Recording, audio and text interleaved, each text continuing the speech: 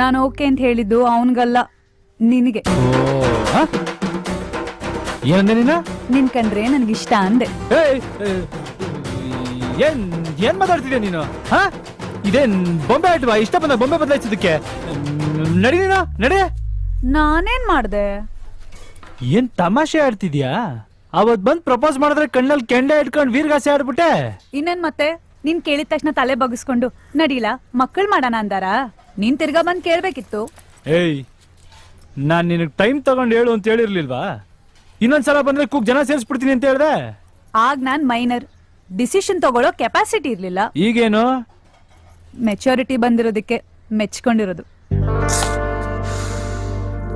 ಏಯ್, ನಾನೀಗ ಹೋಗ ಅವ್ನ್ಗೆ ಏನ್ ಹೇಳಿ? ಅವನ್ ಕತೆ ಏನ್ ಪಾಪ? ನಾನ್ ಪಂಚಲಿಂಗೇಶ್ವರ ಬಸ್ ಹತ್ಕೊಂಡ್ ಬಂದಿದ್ದೆ ನಿನ್ನ ನೋಡ್ಬೇಕು